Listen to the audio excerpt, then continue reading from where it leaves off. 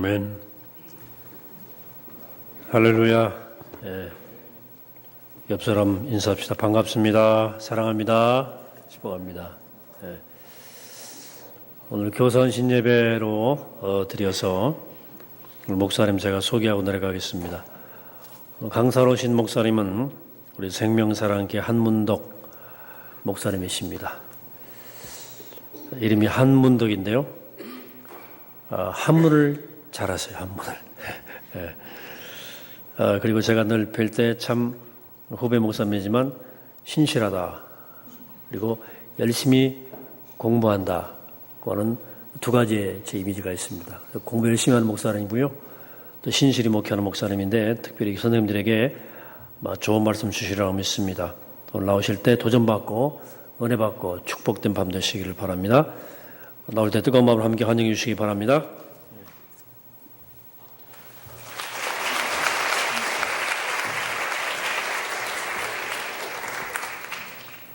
여러분 감사합니다. 여기 제가 부탁드린 게 하나 있는데 오늘 여러분께 먼저 우리 같이 다니엘서 12장 3절 말씀을 우리 한번 같이 읽어볼까요?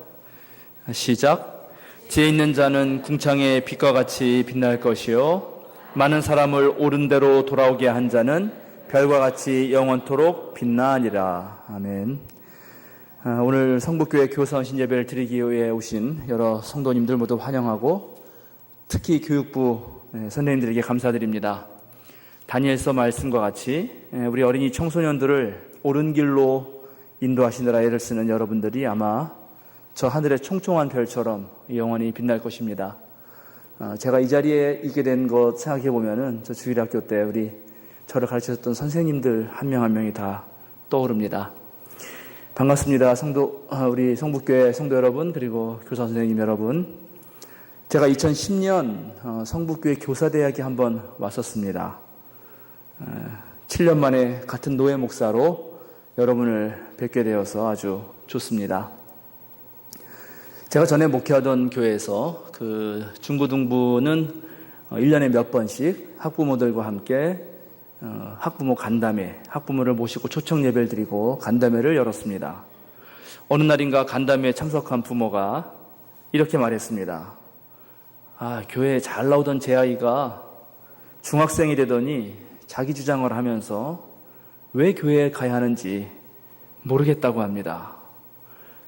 저는 아이의 자유로운 의사를 존중해 주고도 싶고 또 한편으로는 그래서는 안 될 것 같고 사실 더더욱 힘든 거는 제가 그 아이에게 뭐라고 딱히 교회 나와야 할 이유를 말할 수 없다는 것입니다. 어쩌면 좋을까요? 여기 계신 우리 성북교회 성도님들 만약에 똑같은 상황이라면 여러분 무엇이라고 대답해 주시겠습니까? 정말 우리 21세기를 사는 어린이 청소년들이 교회에 꼭 와야 할까요? 겉으로는 말은 못하셔도 속으로는 그렇다 이렇게 생각하시겠지만은 시중에는 우리 아이 절대 교회 보내지 마라 이런 책도 있습니다. 심지어 그 책의 저자가 목사입니다.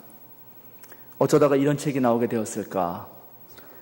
이 책을 쓰신 송상호 목사님이란 분이 말하기를 한국의 평범한 교회 어린아이를 보낼 경우에 생기는 문제들은 이렇다고 합니다. 첫째, 역사의식이 전혀 없는 사람이 된다. 둘째, 합리적인 사람이 되기 어렵다. 셋째, 이중인격자가 되기 십상이다. 넷째, 다른 종교에 대해서는 전혀 아는 바가 없는 종교 바보다. 다섯째, 쉬고 싶은 아이들에게 일요일엔 쉴 수 있는 권리를 주어야 한다. 여섯째, 교회는 죄인 양성소처럼 보인다. 일곱째, 남을 배척하는 꼴통이 된다. 여덟째, 경쟁력에서도 뒤처진다. 아홉째, 세뇌를 시킨다. 열째, 교회는 곧 사라질 운명이다. 만약에 교회를 다녀서 이 목사님이 말하는 사람이 된다면은 차라리 그런 교회는 사라지는 게 좋지 않을까 이렇게 생각을 해볼 수도 있을 것 같습니다. 교회에서 하는 모든 활동이 지금 우리 어린이 청소년들에게 그들의 삶에 어떤 영향을 주고 있는지, 또 앞으로 교회 교육을 통해서 어떤 사람을 키워내고 싶은 것인지, 또 키워낼 수 있는지에 대해서는 아마 온 교회가 함께 관심을 가지고 고민해야 할 것입니다. 교회를 왜 가야 하는지 모르겠다고 말하는 청소년 앞에서 정말 모두가, 이 부모들이 어떻게 대답하면 좋을까 난감해하고 있을 때, 당시 교육부 담당 목사였던 저는 이렇게 대답해 주었습니다. 여러분은 학부모로서 아이들을 꼭 교회에 올 수 있도록 해 주셔야 합니다. 기독교 종교교육이 바르게 이루어지고 참된 삶을 실천하려고 노력하는 어떤 공동체가 있다면 우리 어린이 청소년들도 그 공동체에 반드시 참여할 수 있도록 여러분이 도와주셔야 합니다. 저는 그곳을 교회라고 부르겠습니다. 교회에 오면 중요한 삶의 가치를 느낄 수 있습니다. 그런데 동시에 삶의 가치뿐만 아니라 삶만큼이나 중요한 죽음에 대해서도 알게 됩니다. 온갖 지식 정보의 습득도 중요하지만 내가 뭔가를 모른다는 것, 그것이 더 중요한 것일 수 있다는 것을 배우게 됩니다. 보이는 것만이 아니라 보이지 않는 것의 소중함을 깨닫게 되고, 대학 입시만을 준비하는 암기 위주의 교육이 아니라 또 그런 데선 배울 수 없는 종교 인문학적 자기 성찰 능력을 배우게 됩니다. 남과 경쟁해서 남을 누르고 높이 올라가는 것보다도 함께 잘 살아가는 법에 대해서 배우게 됩니다. 작은 일에도 감사할 줄 알고 언제나 기쁘게 살아갈 수 있습니다. 왜냐하면 존재의 신비를 깨달았기 때문입니다. 그리고 주님이 언제나 우리와 함께 하신다는 것을 알기 때문입니다. 하나님을 깊이 만나고 그분의 뜻에 따라 도전한 결과 작은 어려움이나 큰 고통이 닥쳐도 그것을 잘 견뎌낼 뿐만 아니라 그것을 극복하는 힘을 가지게 됩니다. 홀로 있을 때도 외롭지 않고 고요함 속에 참된 고독의 깊이를 맛볼 줄 아는 사람이 됩니다. 그러니까 여러분의 자식을 교회에 보내셔야 합니다. 저는 우리 어린이 청소년들이 교회에 반드시 와야 하고 거기에서만큼은 세상이 줄 수 없는 정말 엄청난 것들을 배울 수 있다고 확실히 믿는 사람입니다. 그리고 좋은 교회는 다가오는 미래를 대비할 수 있는 참 사람을 길러낼 수 있다고 확신합니다.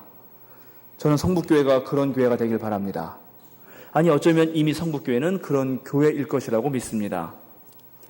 처음 그리스도교는 로마의 제국 아래서 신음하던 유대 백성들에게 새로운 세계의 희망을 보여주었습니다.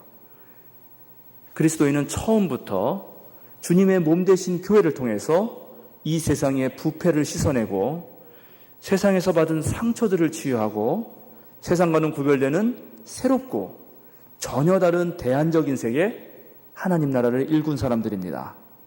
길이요 진리요 생명이신 예수를 따라서 참된 생명의 길을 걸어갔던 이들이 바로 그리스도인들이고, 오늘날 이 세계에서도 가장 필요한 참 사람들이 바로 그런 사람들입니다. 그 길에 서 있는 우리는 이제 우리의 어린이 청소년들에게도 같은 길을 걸어갈 수 있도록 아주 힘써서 도와주어야 합니다. 앞서서 이끌어주고 뒤에서 밀어주고. 교회 교사들은 아주 예적부터 사도와 예언자와 함께 교회의 가장 중요한 직분이었습니다.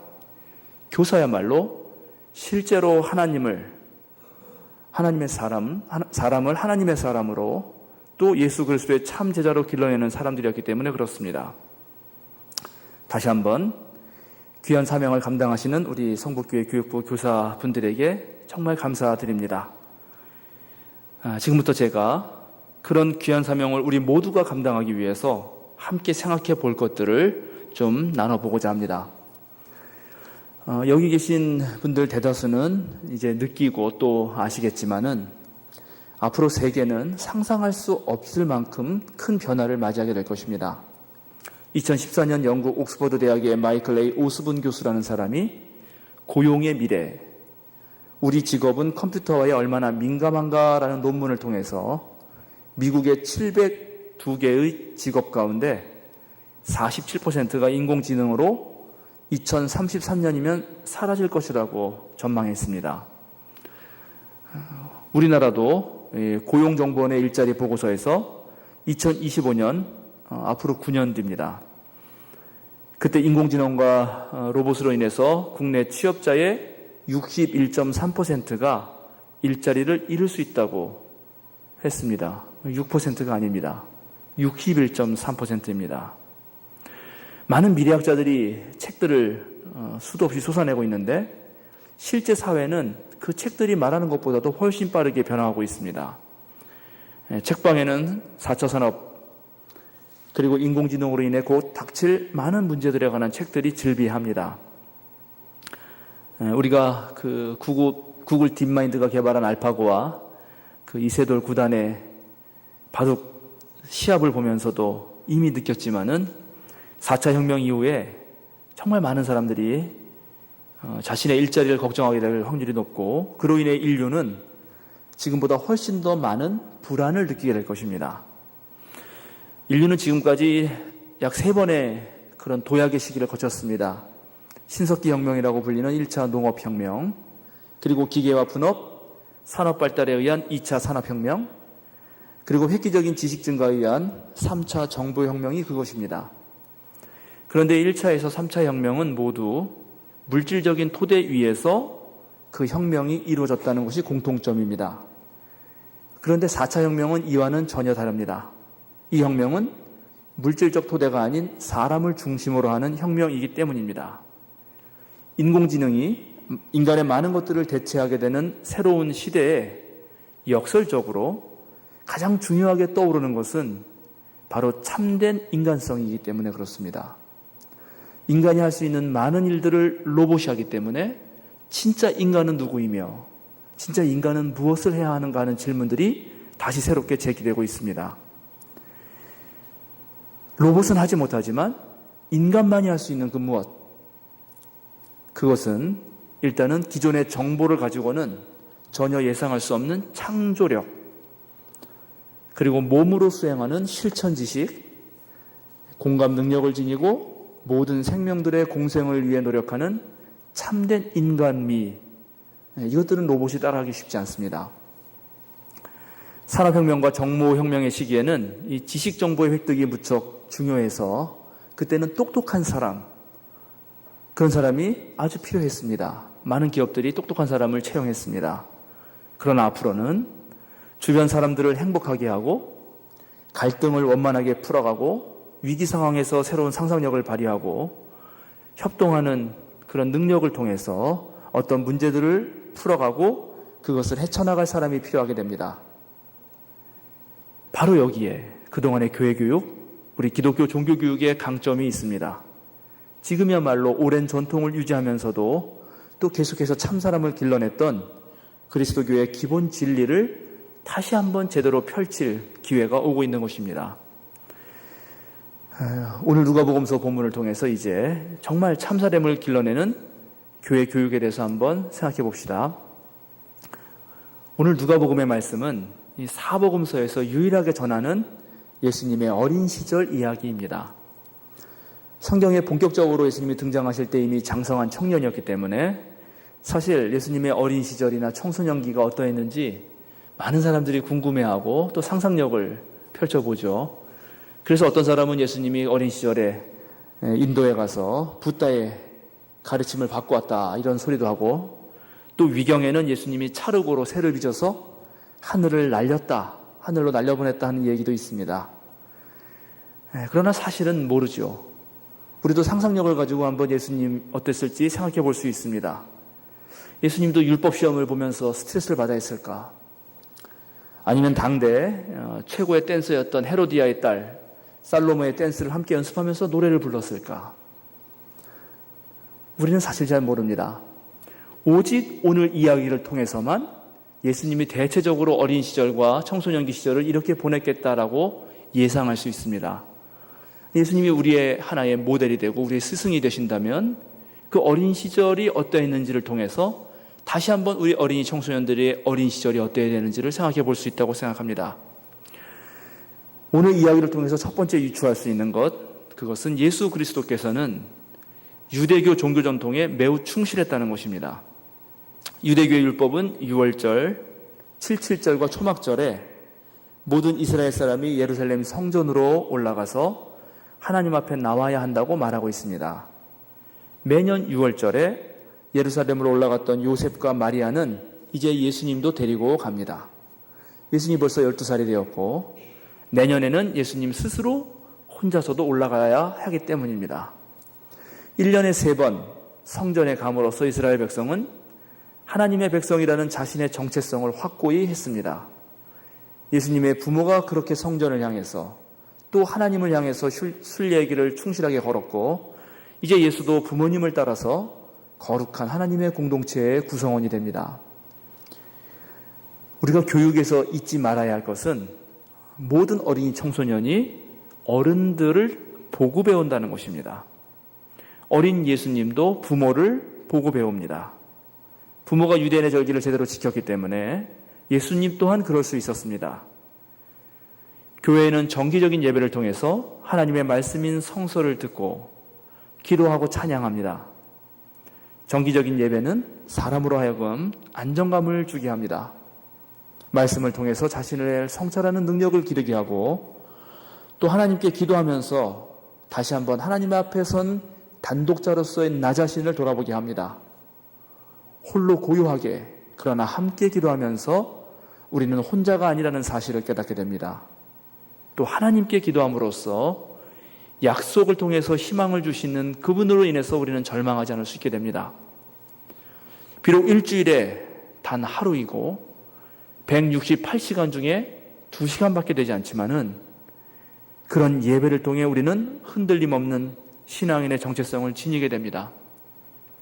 교사이면서 신앙의 선배인 우리들은 어린이 청소년들에게 참된 예배의 모습을 우리가 보여주어야 합니다. 어린이 청소년들은 바로 보고 자라기 때문에 그렇습니다. 제가 어릴 때 교회 가면은 선생님들이 기도할 때 눈 뜨면 안 돼. 이제 저 말썽장애인 저는 언제나 눈을 뜨죠. 애들 뭐 하고 있나 하고 눈을 딱 뜹니다. 그럼 여지없이 선생님도 눈을 뜹니다. 그리고 나한테 뭐라고 합니다. 내가 눈 뜨면 안 된다고 했잖아. 자, 선생님의 말은 눈 뜨면 안 된다라고 말하지만 그분의 모습은 기도할 때 눈을 뜨고 있습니다. 이 아이는 귀로 선생님의 말을 듣지만 눈으로 보고 눈을 떠도 되는구나를 배웁니다. 내 자녀가 둘이 싸웁니다. 너희 왜 싸워? 둘이 막 울분을 터뜨리면서 그 문제를 해결하려다 보니까 막 말다툼뿐만 아니라 주먹이 오갔죠. 그러니까 엄마 아빠가 그걸 해결하기 위해서 너 누가 잘못했다 그래서 너 한 대씩 맞아 하고 딱 때리고 끝냅니다. 싸우면 안 되라고 말을 했지만 폭력으로 문제를 해결하면 안 된다고 말을 했지만 부모가 때렸습니다. 부모 역시 폭력으로 문제를 해결하려고 했던 것입니다. 애들은 보고 배웁니다. 제가 전도사 시절에 우리 아이들에게 예배를 가르쳐 주려고 1박 2일 프로그램을 잘 짜가지고 수련회에 갔습니다. 그리고 1박 2일 동안 찬양과 기도와 정말 예배에 대해서 예배의 본질이 무엇인지 그리고 뜨거운 예배도 드리고 왔습니다. 수련회가 끝나고 그 다음 주에 그 한 학생의 부모가 저한테 와서 전도사였으니까요. 전사님, 우리 애가 전사님 칭찬을 엄청 해요. 그래서 제가 기분이 무척 좋았습니다. 으쓱해가지고 얘가 예배에 대해서 제대로 배웠구나. 그래서 뭐라고 칭찬해요? 라고 물어봤더니 그 부모가 하시는 말씀이 우리 전사님이 우리 애들이 그렇게 말을 안 듣는데 그렇게 떠들고 그렇게 제대로 하지 않는데 단 한 번도 화를 내지 않았다는 것입니다. 저는 예배를 준비했습니다. 저는 말씀과 찬양을 준비했고 그걸 열심히 가르쳤습니다. 그런데 우리 그 청소년 중에 한 명이 배운 것은 예배와 찬양과 기도와 이런 게 아니라 우리 전사님이 애들이 저렇게 말을 안 들어도 화를 안 내는 훌륭한 인격의 소유자구나. 애들은 전혀 다른 걸 배웁니다. 오늘 예수님은 두 번째로 유대의 율법 선생들과 토론을 하고 있습니다. 우리는 이 장면을 통해서 조금 고민해 봐야 합니다. 그동안 학교나 교회에서 자신의 생각을 말하도록 우리 어린이들이, 청소년들이 자신의 생각을 충분히 말하도록 허락해 주었는가? 종교적 권위를 내세워서 맹목적 신앙을 강조한 것은 아닌가? 신앙의 성숙을 위해서 거쳐야 할 합리적인 의심을 그냥 덮어버리도록 한 것이 아닌지 우리 한번 심각하게 반성해 봐야 합니다. 어린이 청소년들은 자라면서 매우 중대한 질문들을 스스로 갖게 됩니다. 나는 누구인가? 죽으면 어떻게 되는가? 내가 왜 다른 사람한테 잘 대해주어야 하지? 우리는 교회 다니는데 왜 저 친구들은 절에 다닐까? 내가 마음 놓고 기댈 수 있는 곳은 어디인가? 이런 궁금증을 비롯해서 성경을 읽으면서 품게 되는 의문들, 또 삶의 다양한 상황에서 발생한 질문들에 대해서 교사와 어린이 청소년이 허심탄회하게 대화를 나누어야 합니다. 대화를 통해서 더 깊은 신앙에 한 걸음 한 걸음 도달할 수 있도록 그런 훈련이 필요합니다. 스스로 생각하는 능력 없이 신앙의 성숙도 없고 이렇게 빠르게 변화하는 세상에서 살아낼 힘을 기를 수도 없기 때문입니다. 예수님은 유대의 교육에 따라서 구약 성서의 율법인 모세 오경에 대한 주석서인 미드라시를 놓고 지금 율법 교사들하고 토론을 하고 있습니다. 유대인 대학이 운영하는 그런 대학의 도서관에 가면은 여느 도서관과는 달리 매우 시끄럽습니다. 둘씩 짝지어가지고 성경 구절을 놓고 막 싸우듯이 토론하기 때문에 그렇습니다. 유대인들은 유치원 때부터 초등학교나 중학교에 가서도 계속 교사들로부터 질문을 받습니다. 마다 호셰프, 히브리어로 마다 호셰프는 내 의견은 무엇이냐입니다. 교사는 답변 없이 계속 아이들의 의견만을 묻습니다. 마다 호셰프, 마다 호셰프, 마다 호셰프. 교사는 계속 이렇게 묻고 아이들은 자신의 생각을 대답합니다. 정해진 정답도 없고 시험도 없고 획일화된 표준 교과서도 없습니다. 자유롭게 토론하고 서로 생각을 나눔으로써 사유의 능력을 키울 뿐만 아니라 상대방의 이야기를 듣는 아주 경청 훈련을 합니다. 계속되는 토론 속에서 새로운 아이디어를 창출하기도 하고 비논리적으로 우기는 그런 무지함에서 탈피하게 됩니다. 동시에 감정에 휘둘리지 않고 말하는 법을 알게 됩니다. 전통에서 배우고 동시에 스스로 사유하고 토론하는 법을 알아야 한다는 사실, 오늘 누가복음 통해서 우리가 생각해 볼 만합니다. 또 하나 오늘 본문에서 우리가 배울 수 있는 것은 예수께서는 아주 이른 나이부터 자신이 있을 자리를 알고 있었다는 것입니다. 내 아버지와 내가 너를 찾느라고 얼마나 애태웠는지를 너는 아느냐? 내가 어찌해서 이렇게 했느냐? 어머니 마리아의 이 말에 소년 예수는 이렇게 말합니다. 어찌하여 나를 찾으셨습니까? 내가 내 아버지의 집에 있어야 할 줄을 알지 못하셨습니까? 물론 육신의 부모인 요셉과 마리아는 이 말의 의미를 깨닫지는 못했지만은 예수 그리스도의 이 대답은 예수 그리스도의 이 인생의 소명에 대해서 말하고 있습니다. 우리나라의 많은 부모들은 자신들의 욕심으로 아이들을 내몰곤 합니다. 그래서 우리나라에는 2만 개가 넘는 직업이 있는데도 불구하고 부모가 알고 있는 40개의 그것도 안 되는 직업군 가운데서 한 가지를 아이가 했으면 좋겠다 하고 그 아이를 강요합니다. 그러는 사이에 아이의 재능도 아이의 행복도 감수할 수 있는데도 말입니다.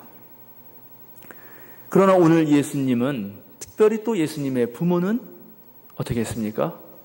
예수님은 자기네 소명을 말하고 예수의 부모는 이 말을 잘 경청하고 간직합니다. 마음에 두는 것입니다. 이 모든 일을 마음에 간직하고 경청할 줄 알았던 이 마리아의 자세 또한 오늘 우리 부모와 교사들이 아주 기억해야 할 것입니다. 교육의 방침 중에 돋보기 기술이라는 것이 있습니다. 돋보기가 뭐냐? 도드라지는 것을 보면 기억하라입니다. 돋보기. 도드라지는 것을 보면 기억하라. 아이를 가르치는 사람들은 가만히 우리 학생들을 보고 있으면 어떤 아이가 여느 때와는 다른 일을 하거나 또 특별히 뭔가 도드라지는 일을 할 때가 있습니다. 그때 그것을 보고 잘 기억하는 것입니다. 그리고 그것에 맞는 교육을 하는 것이죠. 즉 학습자에 대한 이해 없이 교수하는 사람이 무조건 가르치는 것 좋지 않다는 것입니다. 오늘 마리아가 그렇게 하고 있습니다. 내 아버지 집에 있어야 한다는 예수님의 이 대답은 사실 예수님에게만 해당되는 것이 아니라 우리 모두에게 해당됩니다. 우리가 있을 자리는 어디인가? 바로 그 자리는 온 생명의 근원이신 하나님 앞입니다. 자신이 어디서부터 와서 어디로 가는가를 아는 사람이야말로 자신의 인생을 제대로 살 수 있습니다. 마땅히 있어야 할 자리에 있지 않을 때 인간은 실수하고 넘어지고 유혹에 빠집니다. 그래서 하나님께서 인간에게 제일 처음 던진 질문은 무엇이었느냐? 아담아, 아담이란 말은 사람아 이런 말입니다. 사람아, 네가 어디에 있느냐? 오늘 예수님을 기억하면서 우리가 새겨야 할 것들을 다시 한번 정리해 봅시다. 예수께서는 자신의 유대 전통에 충실한 것처럼 우리 또한 우리 그리스도교 전통에 아주 충실할 필요가 있습니다. 그리스도교는 2000년이 넘은 종교이고 그 2000년 동안 수많은 인류를 이끌어왔습니다.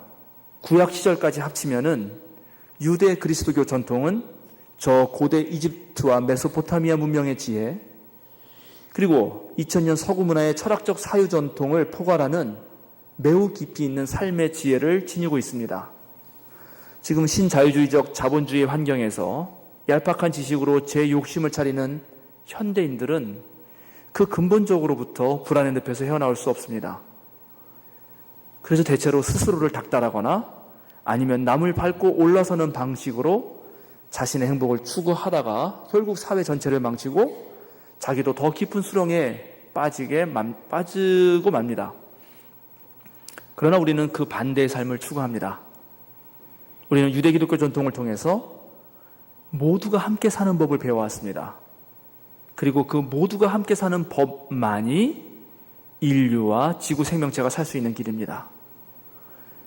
이사야가 그리는 하나님 나라는 사자와 어린 양이 아주 가냘픈 어린아이가 독사굴에 손을 넣어도 물리지 않는 그런 세상이었습니다. 그런데 그동안 많은 교회에서 너는 사자가 되어라, 그렇게 가르쳤습니다. 양을 잡아먹든 말든, 양은 죽든 말든 너는 사자가 되어야 된다. 그러나 이사야서는 그렇게 말한 적이 없습니다. 사자와 어린 양이 함께 뒹구는 그 나라를 꿈꾸라고 말했습니다. 우리가 예수님께 배워야 할 두 번째 진리는 하나님의 말씀을 찾고 구하는 데 최선을 다해야 한다는 것입니다. 예수님께서 평소에 궁금증을 가지고 혼자서라도 그 뜻을 찾아서 궁리하였기 때문에 오늘 율법 교사들을 만나서도 담대하게 질문하고 또 때로 자기 생각을 말하기도 하고 그렇게 할 수 있었던 것입니다. 우리 또한 성서가 증언하는 그 진리에 대해서 끊임없이 사유하고 묻고 질문하고 내 삶에서 녹여내 보려고 노력해야 합니다. 그래야 신앙은 성숙하는 것이고 우리가 참된 하나님의 자녀가 될 수 있기 때문입니다. 예수께서는 자신이 있을 자리를 아셨습니다. 그것도 아주 이른 시기에 깨달았습니다. 신앙의 연수가 중요한 것이 아닙니다. 교회를 수십 년 다녀도 그저 왔다 갔다 처치고 정도로 또는 취미생활이나 또는 친교의 수단으로만 삼을 수도 있습니다. 진정 그리스도인이 있어야 할 자리가 어디인가? 그것을 깨달아야 합니다. 자기가 스스로 노력하지 않고 기도만을 통해서 뭔가 얻으려고 하는 것은 기도를 우상화하는 것입니다. 성경을 귀히 여기지만 그 말씀을 삶에서 녹여내지 않는다면 그것은 하나님을 따르는 것이 아니라 성서의 문자를 우상으로 섬기는 것입니다. 불의한 세상에서 목소리를 내지 않으면 사탄의 세력에 동조하게 된다는 것도 우리는 알아야 합니다. 세상이 이렇게 어두운 것, 그것은 주위가 캄캄하다고 불평불만만 했을 뿐 우리 자신이 한 자루의 촛불을 켜지 않았기 때문입니다. 오늘 누가복음서는 다음과 같은 말로 마치고 있습니다. 예수는 지혜와 키가 자라가며 하나님과 사람에게 더욱 사랑스러워 가시더라. 예수의 공생의 이전의 모든 삶을 요약하는 이 말씀에서 예수님은 키와 지혜와 키가 자란다고 표현하고 있습니다. 여기서 우린 두 가지 중요한 사실을 발견합니다. 첫째, 지혜와 키를 모두 언급하면서 육체적 성장과 더불어서 정신적 성숙을 겸하여 말하고 있다는 것입니다. 하나님의 아들이신 예수도 이 땅에서의 삶에서는 구체적인 역사와 장소, 그리고 시간, 인간 삶의 다양한 만남과 단계 속에서 지혜가 자라남을 말하고 있습니다. 게다가 지혜이 둘 중에 어느 한쪽으로 치우치지 않고 둘 다 말하고 있다는 것이 중요합니다. 명문대 입학이 곧 출세의 지름길이었던 우리의 현대사 속에서 대다수의 어른들은 자기의 자녀들이 수능시험만 잘 보면 모든 것이 이루어져서 행복에 도달할 것이라고 생각했습니다. 그래서 수능시험에 필요한 지식이 전부인 것처럼 가르치게 됩니다. 또 여기에 맞서서 우리 아이들은 이 매스미디어의 영향을 통해서 겉모양이 번지르하게 되는 것, 그래서 몸짱이 되는 것이 이들의 소원이었습니다. 그러나 성서는 몸과 지혜가 둘 다 중요하다고 말하고 있습니다. 여기서 지식과 키라고 말하지 않은 것에 우리는 주목해야 합니다. 지혜란 추상적 정보의 덩어리가 아닙니다. 하나님께서 살아계심을 기억하면서 그분의 뜻이 무엇인지를 묻는 가운데 삶에서 발생하는 다양하고도 풍부한 경험 속에서 얻어지는 그런 삶의 기술, 그것이 지혜입니다. 미래의 인재는 정보의 습득이 아니라 몸의 수행인 실천 지식, 즉 지혜를 지녀야 한다는 사실을 여러분 기억하시기 바랍니다. 우리가 우리 교회 어린이 청소년에게 가르쳐야 하는 것은 바로 이것입니다. 키가 자란다, 이 표현은 나이가 들어가면서 그 나이에 맞게 성숙한다는 것입니다. 지혜와 몸이 적절하게 성숙할 수 있도록 우리 어른들이 어린이 청소년들에게 지지와 격려, 물질적, 정신적, 영적인 지원을 해줘야 합니다. 여기서 잘한다라고 하는 또 이 원어, 이 말의 원어는 진행하다, 앞으로 나아가다라는 뜻인데 이 안에는 장애를 치워나가면서 한 발씩 나아가다라는 뜻을 함축하고 있습니다. 즉, 한 번에 훌쩍 자랐다는 것이 아닙니다. 어떤 어려움이 있어도 포기하지 않고 지속적으로 자라났다는 것을 뜻합니다. 그렇습니다. 지혜와 키가 자란다는 것은 오늘 예수께서 그리 하셨던 것처럼 많은 지식과 풍부한 경험을 통해서 지혜를 얻고 또 나이가 1살, 2살 먹어감에 따라서 그때그때 발생하는 장애물들을 치워가면서 조금씩 배워가는 것입니다. 성북계 어린이 청소년들이 그렇게 배워갈 때 바로 여러분들이 늘 곁에 계셔 주셔야 합니다. 누가는 마지막으로 예수께서 하나님과 사람에게 더욱 사랑스러워 갔다라고 말하고 있습니다. 이 표현은 오늘 우리가 함께 읽은 구약 성서의 말씀 사무엘에게 썼던 표현 그대로입니다. 사무엘은 하나님께 바쳐진 나실인이었습니다. 제사장의 아들로 태어나서 제사장이 되었던 홈니와 비나하스는 도리어 하나님을 거역했습니다. 이들은 겉으로는 하나님을 위한 삶을 살아야 하는 그런 직분을 맡은 사람들이었지만은 속은 그렇지 않았습니다. 그러나 사무엘은 반대로 진짜 속 마음부터 하나님께 자신을 드리고 있습니다. 누가는 예수님의 어린 시절을 기록하면서 하고 싶었던 이 말을 하는 것입니다.